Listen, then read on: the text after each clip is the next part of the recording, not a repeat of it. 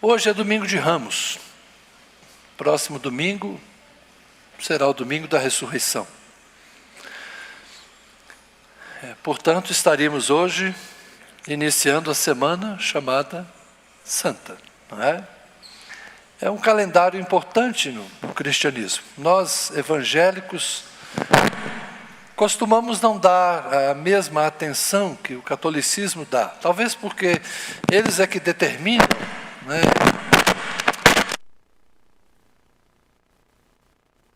Há uma forma de contar o tempo para determinar quando é a Semana Santa, tem a ver com a lua, uma coisa assim. Então, não é bem que a Igreja Católica define, a Igreja Católica faz as contas para nós, então a gente só segue o calendário que eles já gentilmente fizeram a conta para nós, não é?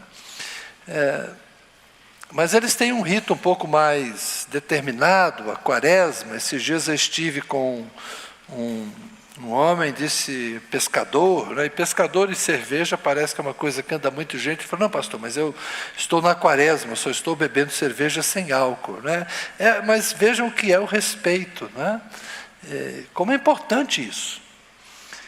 Embora a gente tenha comido carne, né, Tânia? A gente comeu muita. Ele é dono de fazenda, a gente comeu carne semana passada, mas eu tenho certeza que esta semana o cardápio dele já mudou, os tucunarés estão todos na mesa, né? Mas é uma questão do rigor, da disciplina que se tem no catolicismo romano e o respeito pela Semana Santa.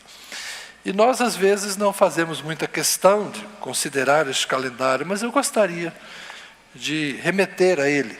Então, a leitura bíblica de hoje é sobre a entrada triunfal de Jesus em Jerusalém, que teria acontecido num domingo, por isso é chamado de domingo de Ramos. Vamos ler no Evangelho de Marcos. Evangelho de Marcos, no capítulo 11, a partir do verso 1, temos o relato. Quando se aproximavam de Jerusalém, de Betfagé e Betânia, junto ao Monte das Oliveiras, Jesus enviou 2 dos seus discípulos e disse-lhes, vão até a aldeia que está diante de vocês, e logo ao entrar encontrarão preso um jumentinho, o qual ainda ninguém montou. Desprendam o jumentinho e tragam aqui. Se alguém perguntar, por que vocês estão fazendo isso? Respondam, o Senhor precisa dele e logo o mandará de volta para cá. Então foram e acharam um jumentinho preso junto ao portão, do lado de fora da rua, e o desprenderam.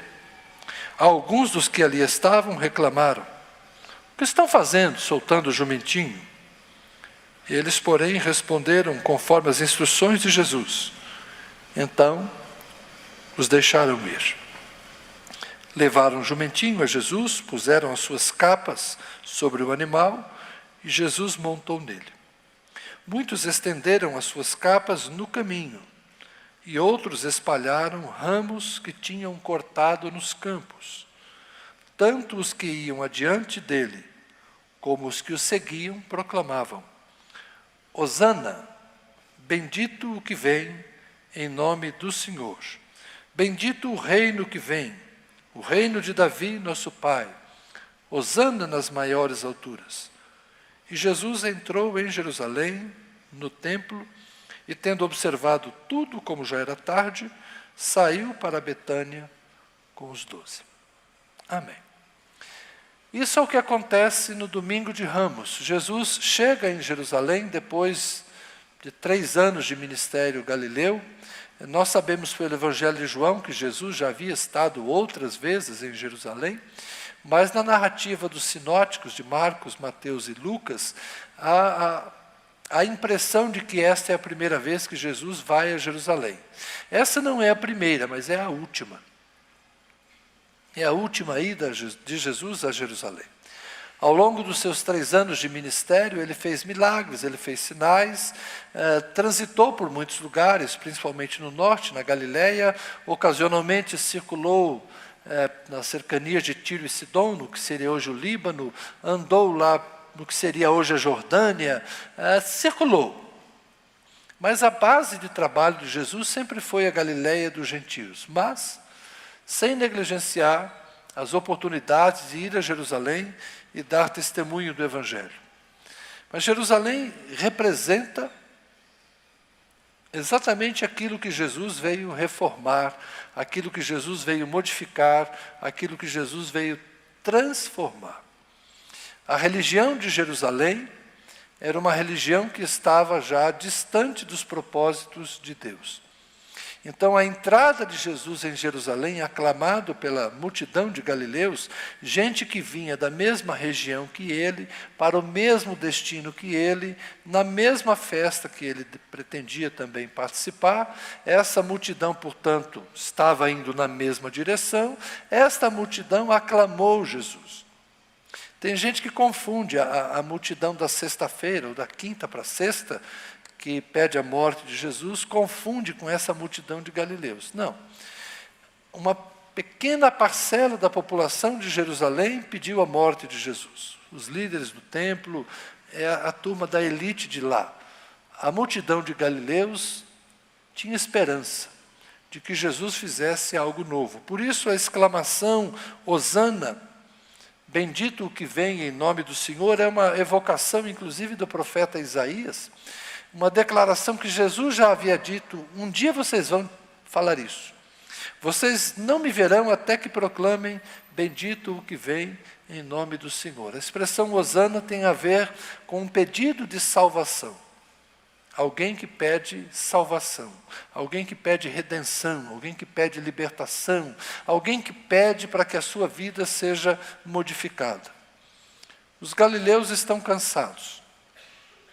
Estão cansados da dominação romana, estão cansados dos altos impostos, estão cansados da violência de Roma, que se impõe pela espada, mas também estão cansados da religião dos escribas e fariseus, estão cansados de uma religiosidade estéril e morta, estão cansados do legalismo, estão cansados de serem acusados o tempo todo de pecado.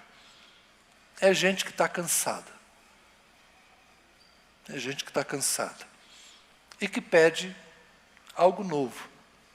Esse algo novo é Jesus. É por isso que, em uma certa ocasião, ele disse que a sua mensagem não seria como um remendo de pano novo num vestido velho. Porque se você pegar um tecido novo e costurar num tecido velho, qualquer movimento que você fizer, o tecido novo é resistente e o tecido velho vai se rasgar. Não é como um odre de vinho. Naquela época, os vasilhames eram feitos de couro. Então, alguém pegava um vinho novo, colocava num vasilhame de couro novo, o vinho envelhecia, o vasilhame envelhecia, tudo junto. Mas se alguém pegasse um vasilhame de couro já usado e colocasse um vinho novo, a fermentação faria com que aquele couro se rasgasse, de modo que se perderia tanto o vasilhame de couro como o vinho. Então Jesus disse, eu não vim colocar vinho novo em um odre velho. Jesus não veio fazer mais do mesmo. Jesus veio propor algo novo. O Evangelho da Graça, o Evangelho de Jesus Cristo, é uma transformação da religião de Jerusalém. Então, quando ele chega na cidade, ele é bem recebido pelo povo. Porque o povo queria isso. Quem é? A pergunta é essa. Quem é este homem? Em Mateus a resposta é o profeta Jesus da Galileia. Quando as multidões de Jerusalém perguntam, o que está acontecendo? Que festa é essa? Que alvoroço é esse? Quem é esse que vem chegando? É o profeta Jesus da Galileia. E há uma certa ironia. Eu me lembro, há muitos anos atrás, quando o pastor Welton nos ensinou num domingo pela manhã, a ironia que é a entrada triunfal de Jesus em Jerusalém. Porque pouco antes, o governador romano havia subido de Cesareia, vindo do outro lado. Ele veio do porto. Ele entrou por um lado de Jerusalém. E ele entrou no seu cavalo, ele entrou com suas tropas, ele entrou com todo o aparato que o Império Romano lhe fornecia. Ele entrou com a glória de Roma. E Jesus, ironicamente, vem pelo outro lado, entra pela outra porta da cidade. E a expressão é de um profeta. Eis aí vem o teu rei, montado em um jumentinho. Às vezes a gente tenta entender, por que Jesus fez isso? Ele costumava chegar a pé na cidade, por que dessa vez ele entrou montado num jumentinho? Qual era a intenção? Era um cortejo, mas era um cortejo sem a glória de Roma. Era um cortejo sem exército. É um cortejo popular. É gente. O movimento de Jesus, gente, essencialmente é um movimento popular. É gente que busca Deus, é gente que quer algo novo, é gente que quer um vinho novo, é gente que quer pão do céu, é gente que quer água da vida, é gente que quer luz para os seus caminhos, e vê em Jesus esperança. E eu diria que nós precisamos resgatar isso. Nós temos que resgatar esse evangelho essencial. Esse evangelho que é pão para quem tem fome, água para quem tem sede, luz para quem está em trevas. Esse evangelho que é uma mensagem diferente dos poderes do mundo, que não está preocupado com a pompa e a circunstância do mundo, mas está preocupado com a simplicidade do nosso Rei Jesus. Como a igreja se distanciou do que é a essência do evangelho? Me perdoem os católicos, eu descobri agora que eu tenho um monte de seguidor católico no Instagram, que ficou meio bravo comigo esses dias, mas é engraçado ver os haters católicos e os haters evangélicos discutindo, é muito divertido esse negócio. Mas me perdoem, um pouco dos católicos. Quando você vê o rito da morte de um papa, da eleição de um papa, da escolha de um papa, é bonito de ver. É bonito ver o cortejo dos cardeais entrando, é bonito de ver. Mas como isso é distante da simplicidade do Evangelho. Como Roma, enquanto sede do governo eclesiástico cristão, católico apostólico romano, como isso é diferente da entrada de Jesus e muito mais parecido com o Império Romano. Vocês entendem? Como isso se tornou mais parecido com o Império do que parecido com o Evangelho. E eu também me preocupo, porque a gente não tem a mesma pompa, a gente não tem a mesma estrutura, a gente não tem a mesma tradição. Mas, puxa vida, como a gente também começa a abandonar as coisas simples e complicar as coisas que Jesus fez tão fáceis. Como nós criamos hierarquias e cargos e poderes, e hoje a gente vê coisas tão mais parecidas com aquilo que Jesus veio desfazer do que com aquilo que Jesus veio ensinar. E há muitos anos atrás, talvez há uns 15 anos atrás, eu analisei esse texto com vocês e apontei algumas características da religião daqueles dias que não tinha nada a ver com Jesus. Eu quero rememorar isso. Muitos de vocês não estavam aqui e os que estavam, muito provavelmente, não se lembram. Na sequência do texto, nós temos a figueira amaldiçoada. A figueira amaldiçoada é uma das lições que Jesus dá aos seus discípulos de forma teatral. No domingo ele chegou, é o texto que lemos, ele entrou em Jerusalém, depois ele foi para Betânia. Na segunda-feira, Jesus vai de novo a Jerusalém. Ele passa a ir sistematicamente ao templo todos os dias. É a semana dos pães sem fermento, é a preparação para a Páscoa. Então Jesus passa todos os dias a fazer o caminho de Betânia, onde ele está hospedado, para Jerusalém. Na segunda-feira ele passa, se aproxima de uma figueira, uma árvore frondosa, bonita, verde, bastante folhas, mexe na figueira, como quem procura fruto, não encontra nada e vai embora. Só que antes de ir embora, ele amaldiçoa a figueira e diz: nunca mais alguém coma dos seus frutos. Estou lendo Marcos 11, 14. No dia seguinte, quando eles voltam, Pedro vê que a figueira está seca. E fala: mestre, a figueira que amaldiçoaste secou. Já me perguntaram, por que Jesus amaldiçoa uma figueira que não tem figos na época que ela não deveria ter figos? Jesus estava de mau humor. Passou lá, procurou, estava com fome, olhou, só viu folha, não viu fruto, ficou mal-humorado, amaldiçoou a figueira, e a figueira morreu no dia seguinte porque Jesus estava contrariado. Vocês acham que é isso? Não. Não. Aquela figueira representa alguma coisa. Nessa segunda-feira, Jesus estava indo para Jerusalém. Amaldiçoou a figueira, foi lá para o templo, viu o mercado funcionando, expulsou os vendilhões do templo, virou a mesa dos cambistas, botou os animais para fora e reclamou, dizendo: a casa de meu pai deveria ser casa de oração para todos os povos, mas vocês a transformaram num covil de ladrões e salteadores. É o dia que Jesus faz a faxina no templo com azorrague, com tiras de couro que ele espanta os animais. Essa ideia de que Jesus saiu batendo em pessoas, eu acho que é um pouco exagerada também. Mas ele não fez nada assim também tão doce, não é? Saiu virando mesa, saiu espantando animal, e as pessoas perguntaram: ei, com que autoridade você faz isso? E a queixa de Jesus é essa. Ele cita um profeta, aliás, é Mateus quem vai dizer que aconteceu o que estava previsto por um profeta: o zelo do Senhor me consumiu. O zelo por Deus, o zelo pelo nome de Deus. Deixou Jesus irritado por ver aquilo que se fazia no templo. Por quê?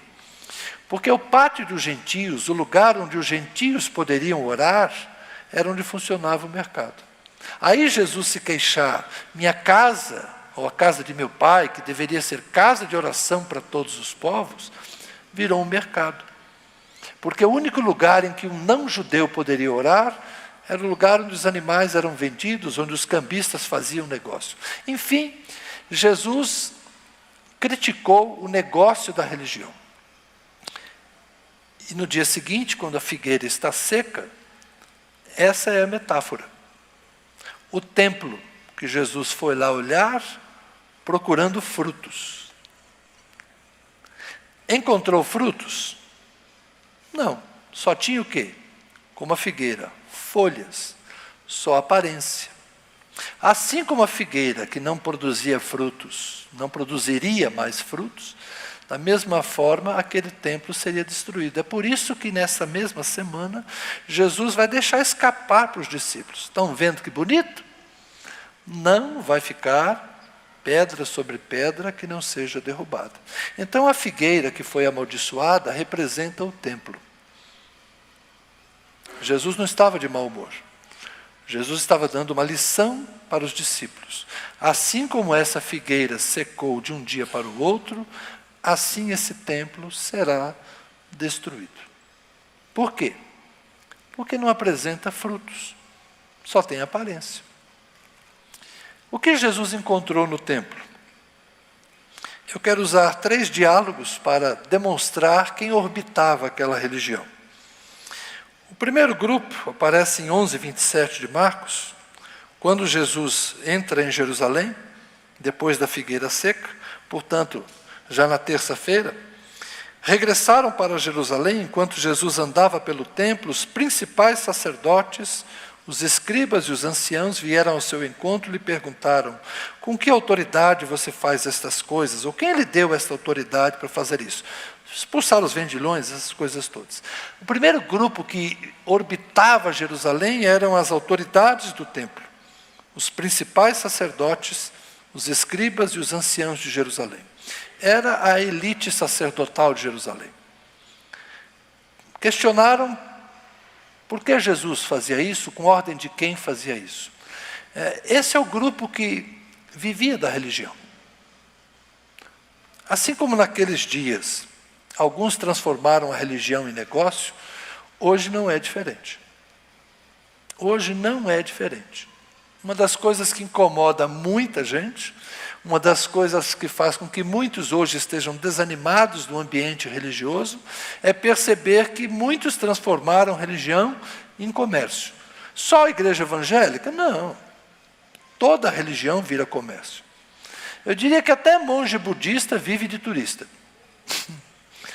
Se alguém for no Nepal, em Katmandu, e tentar descobrir como é que vivem os monges, é muito provável que vá descobrir que é dos turistas que vão lá visitar e meditar e deixam lá um trocado para eles sobreviverem.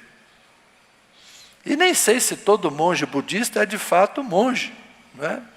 Assim como não sei se todo mundo que usa uma gravata é de fato um pastor. Ou todo que usa uma batina é de fato um sacerdote romano. Todo que usa um quipá é de fato um rabino judeu. Eu não sei. Eu diria que em todas as religiões é possível que alguém se aproprie do rito para fazer disso um meio de vida, porque religião e dinheiro andam juntos. Mas o que está cansando muita gente é perceber que está sendo manipulado por pessoas que usam a religião em benefício próprio. Esse é um dos males hoje de que nós somos acusados com muita frequência. Isso não é novo, já havia nos dias de Jesus, e isso continua existindo. Eu diria que esse é um efeito colateral de qualquer sistema religioso.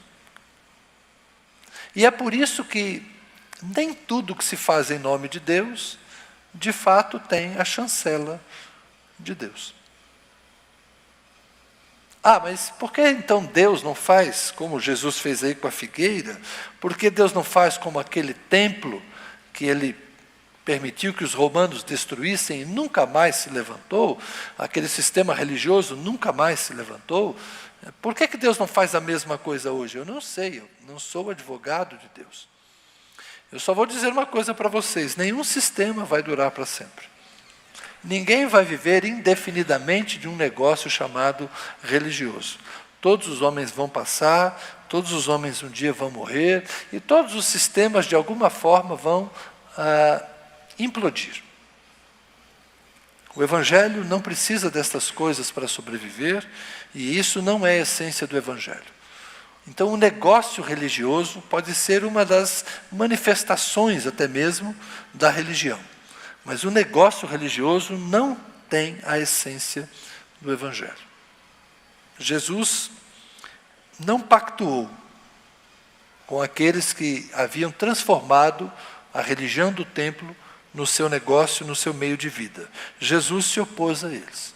Eles não entendiam Jesus e Jesus não tinha nenhum compromisso com eles. Por isso, quando eles perguntaram para Jesus, com que autoridade você faz isso? Jesus não lhes deu resposta, exceto uma outra pergunta. Então, digam-me, João Batista era de Deus ou dos homens? Se eles dissessem era de Deus, Jesus diria, então por que vocês não creram? Se eles dissessem era dos homens, o povo que estava ali acreditou em João Batista. Aí o povo ia se rebelar contra eles. O que eles fizeram? Não sabemos. Saíram pela tangente. Aí Jesus falou, já que vocês não sabem responder o que eu perguntei, eu também não respondo o que vocês perguntaram. Então foi assim que Jesus tratou com os negociantes do templo, com desdém. E eu diria que talvez seja a melhor forma de nós lidarmos com esse problema hoje. Não nos associarmos a quem faz isso. Eu não sou juiz de quem faz. Só vou ter cuidado para não fazer. Não ajudar quem faz e também não tentar me colocar como melhor do que ninguém. Mas ter muito cuidado para não entrar por esse caminho. O outro grupo que aparece no templo, o outro grupo que Jesus encontra, aparece no capítulo 12, verso 13. Enviaram a Jesus alguns dos fariseus e dos herodianos para que o apanhassem em alguma palavra. Portanto, já é uma ideia de colocar Jesus em situação embaraçosa. E chegando, disseram-lhe: Mestre, sabemos que o Senhor é verdadeiro.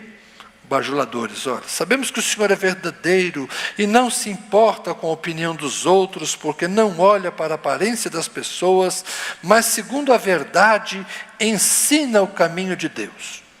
E aí vem a pergunta capciosa: é lícito pagar imposto a César ou não? Devemos ou não devemos pagar? Mas Jesus, percebendo a hipocrisia deles, respondeu: por que vocês estão me pondo à prova? Tragam-me um denário, uma moeda romana, para que eu o veja. Eles trouxeram e Jesus lhes perguntou: de quem é essa figura e essa inscrição? Porque as moedas romanas traziam o nome do imperador que mandou cunhá-las. De quem é essa figura e essa inscrição? E eles responderam: de César. Então Jesus disse: deem a César o que é de César e a Deus o que é de Deus. E muitos se admiraram dele. Vejam bem que para as autoridades do templo, onde só circulava a moeda do templo, Jesus não deu resposta. Mas quando vem herodianos e fariseus interrogar Jesus, é uma armadilha. Por quê? Porque fariseus é o partido da religião popular dos judeus. E herodianos é o pessoal da política ligado a Roma. Dois grupos que não são amigos. Dois grupos que não são aliados. Mas diante de um inimigo comum, o que eles fizeram? Costuraram uma conversinha. Vamos lá. Se ele disser que é lícito pagar imposto a César, nós, fariseus, vamos liderar o povo dizendo: está vendo, olha quem ele é, ó, eles acham que vocês têm que pagar imposto para César. Vocês conhecem alguém que gosta de pagar imposto? Quem já fez a declaração do imposto de renda ficou feliz se teve saldo a pagar? Ou está tentando até agora achar um jeitinho de restituir? É assim que funciona mesmo. Mas vamos lá. Então, os fariseus queriam fazer isso, colocar Jesus contra o povo, se ele dissesse que é para pagar imposto para César. Por outro lado, se Jesus diz: não se pode pagar imposto a César, são os herodianos que vão dizer: olha aí, ele insuflando rebelião contra Roma. Então Jesus não podia correr nem para um lado nem para o outro, mas aí é a beleza de Jesus, né? A resposta de Jesus é mais uma saída inteligente. De quem é a moeda? O denário. A moeda é romana. A efígie é romana. Então dê para o César o dinheiro de César. Se a moeda é dele, paga ele.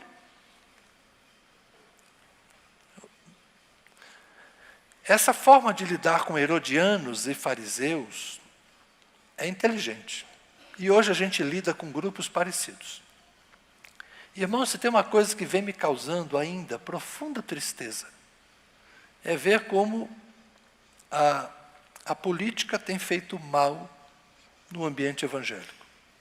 Vocês não têm ideia de como a mim causa dificuldade de ver como a gente está regredindo, né?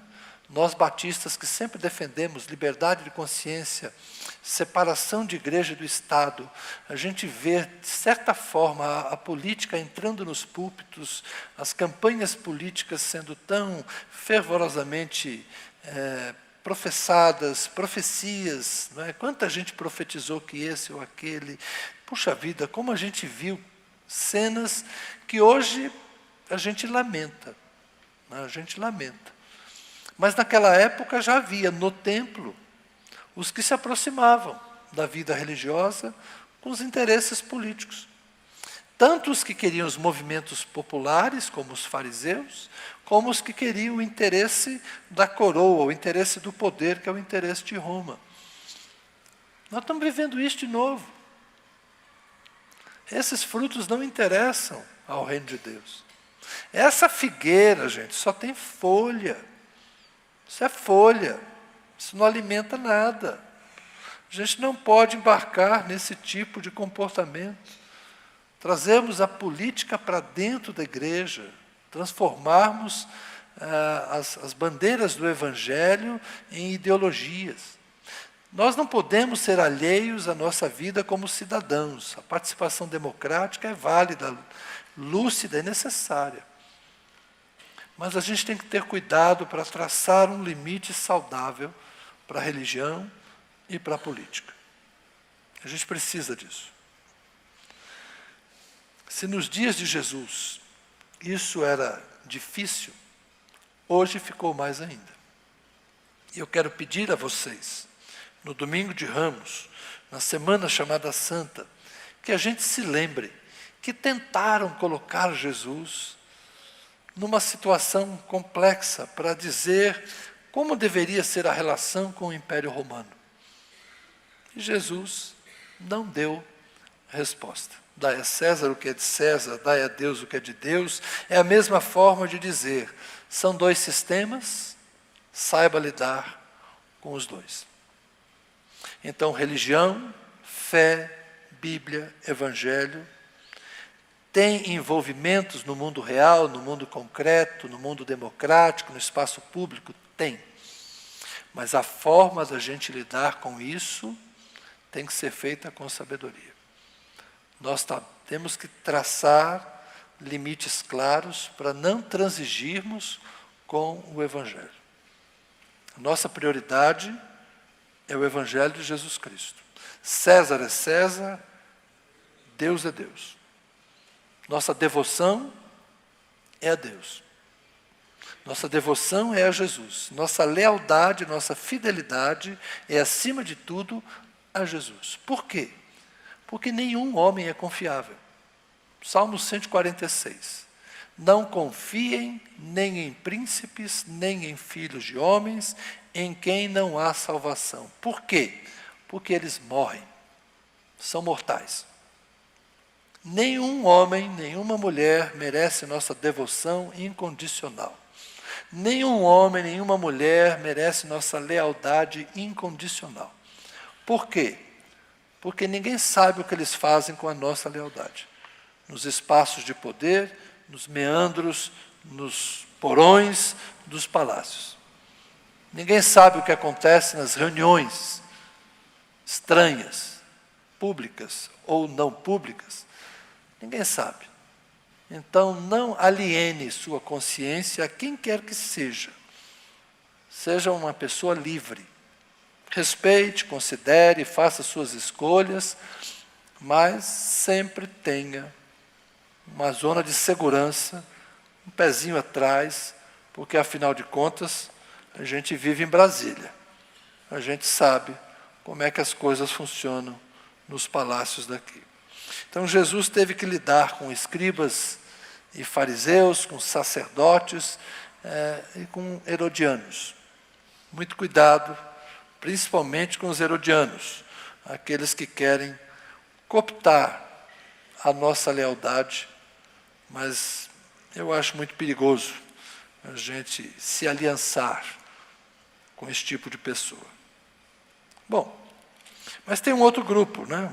Um outro grupo que aparece é o grupo dos saduceus, é o grupo da elite intelectual. Aparece em Marcos capítulo 12, verso 18. Então, alguns saduceus, que dizem não haver ressurreição, se aproximaram de Jesus e eles contam uma história, né? Mestre, Moisés nos deixou escrito que se um homem morrer e deixar a mulher sem filhos, o irmão deste homem deve casar com a viúva, gerar descendentes para o falecido. Havia 7 irmãos, o primeiro casou, morreu sem deixar filhos, o segundo casou com a viúva e morreu, também sem deixar descendência, o terceiro da mesma forma. Essa aqui é a viúva negra original, né? E assim os 7 não deixaram descendência. Por fim, depois de todos, morreu também a mulher. Até que, enfim, na ressurreição, quando eles ressuscitarem, de qual deles ela será esposa? Porque os 7 casaram com ela. Então, uma pergunta irônica que eles fazem, né, porque eles não acreditavam em ressurreição. Então, eles estão dizendo, como é que você vai fazer numa situação dessa? Se uma mulher casou com 7 homens e morreu, tal, e aí, de quem ela é mulher na outra vida? Aí Jesus responde, olha, será que o erro de vocês não está no fato de não conhecerem as Escrituras, nem o poder de Deus? Pois quando ressuscitarem dentre os mortos, nem casarão, nem se darão em casamento, mas serão como os anjos no céu. O que Jesus está dizendo aqui, ó, essa conversa de vocês, essa história aí não tem nada a ver, do lado de lá, não tem esse negócio de casado, solteiro, lá em cima é outra história, né? Mas o que está aqui em discussão? Nós temos um grupo que é a elite intelectual. A elite intelectual dos dias de Jesus eram os saduceus. Eles levavam ao pé da letra apenas a Torá, os 5 primeiros livros. Eles eram mais criteriosos nessa questão. Então, eles não acreditavam em anjo, não acreditavam num monte de coisas que os fariseus acreditavam. A espiritualidade deles, vamos chamar de uma espiritualidade mais cética. Isso existe hoje? Existe. Nós também temos hoje um lado da igreja, né, um lado do cristianismo, isso principalmente na Idade Moderna, né, que se tornou muito cético. Com o crescimento da ciência, não é raro os nossos jovens hoje ter que lidar com eu creio na Bíblia ou eu creio na ciência. Um jovem que vai para a universidade, se ele disser lá na universidade que ele acredita em Adão e Eva, o professor vai ridicularizá-lo, não é? Então, hoje os nossos jovens têm que conviver no mundo em que eles levam a Bíblia a sério, mas tem um certo espaço para um diálogo com a ciência. Honestamente, eu não sou anticientífico, muito pelo contrário. Tá? Eu sou bastante amistoso, um diálogo com as outras ciências. Eu acho que isso aí é o caminho para viver nos dias de hoje. Não é? Mas nós temos também que ter cuidado para não cairmos numa esterilidade do outro lado. Lembrando que eu estou tentando associar todas essas coisas com a figueira estéril. Se eu tiver uma intelectualidade brilhante, argumentação filosófica, construções teológicas, mas tudo isso se tornar apenas folha, se isso não tiver fruto, qual o resultado disso? Se a gente passar a maior parte do tempo discutindo intelectualidades, e não tivermos santidade, e não tivermos piedade, e não tivermos espiritualidade, o que a gente ganhou?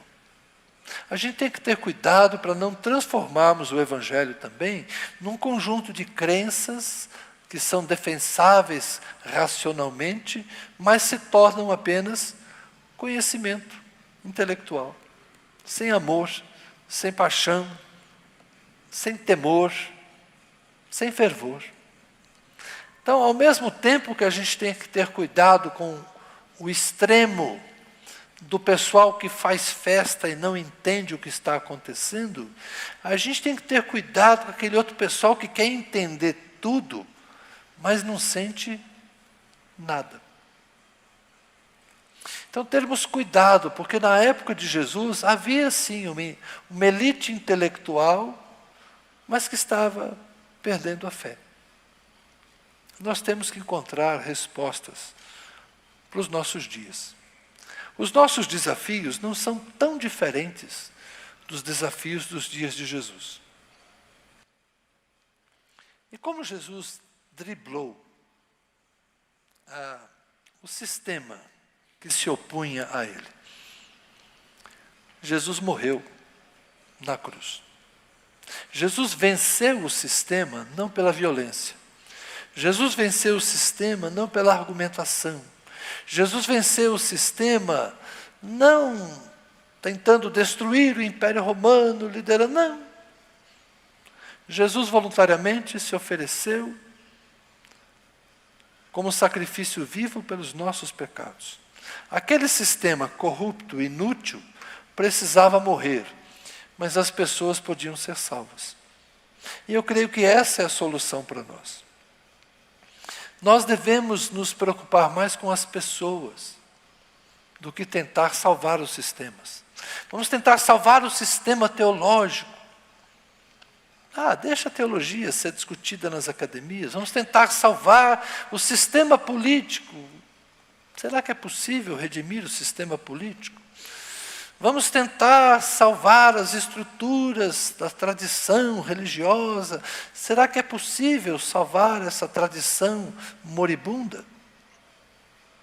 Ou será que é melhor a gente se importar com as pessoas e viver por elas e dar a vida por elas? Será que não é melhor a gente fazer as coisas simples e simplesmente fazer como Jesus, amar as pessoas, respondermos de forma um pouco mais inteligente às nossas demandas, em vez de ficarmos entrando em brigas inúteis que não levarão a nada. Será que não é melhor a gente simplesmente se desarmar e amar? Eu diria que isso é a carta de João. Jesus deu a vida por nós e nós devemos dar a vida pelos nossos amigos. Jesus nos amou, nós devemos amar.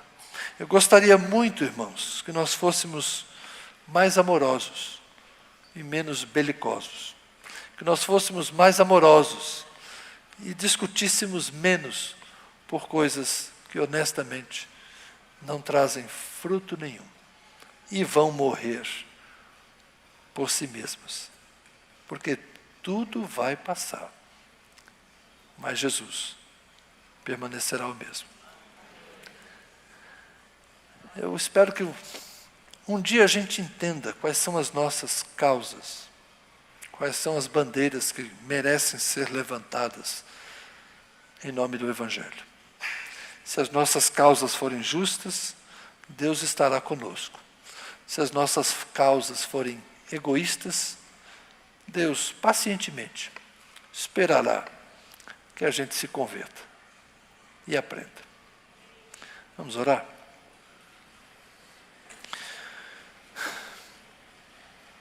Senhor, obrigado porque somos milhões de cristãos no Brasil.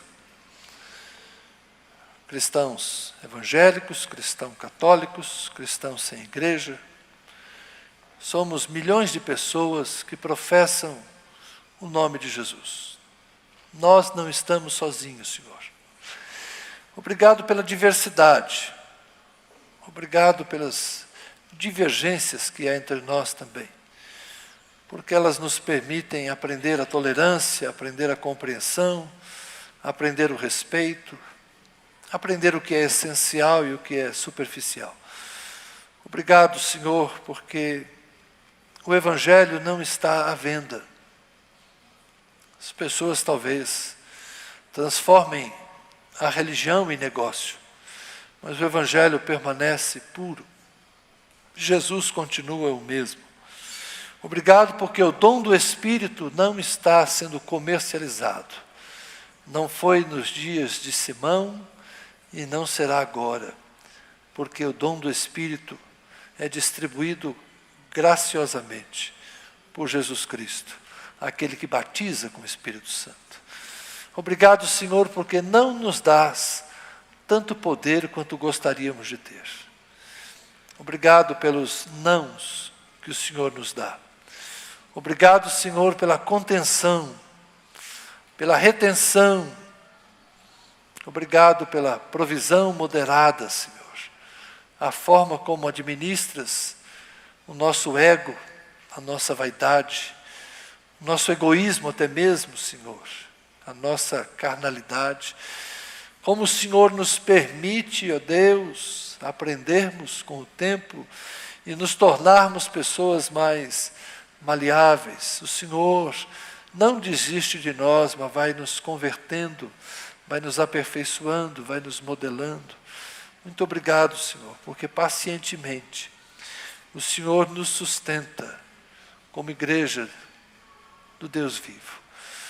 Obrigado, Senhor, porque ainda podemos aprender a simplicidade do amor, a simplicidade do perdão, porque ainda podemos aprender uns com os outros, ó Deus, a nos apropriarmos do Evangelho simples e de cultuarmos o Senhor em unidade, apesar da nossa diversidade. Que o Senhor nos sustente. Peço por mim mesmo, Senhor, e pelos meus irmãos, que o nosso coração não se desvie nessas tentações do mundo moderno, Senhor, nestas miragens que Satanás nos oferece, que nós não percamos de vista os teus propósitos para nós, que não nos deixemos iludir, Senhor, enganar, seduzir com as tentações, mas que nos conservemos puros até o dia de Cristo, Senhor.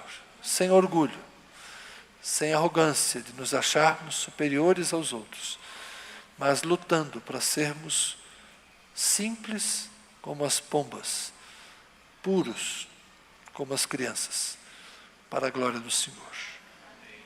Amém. Houve duas coisas que Jesus gostou de encontrar no templo. Apenas duas.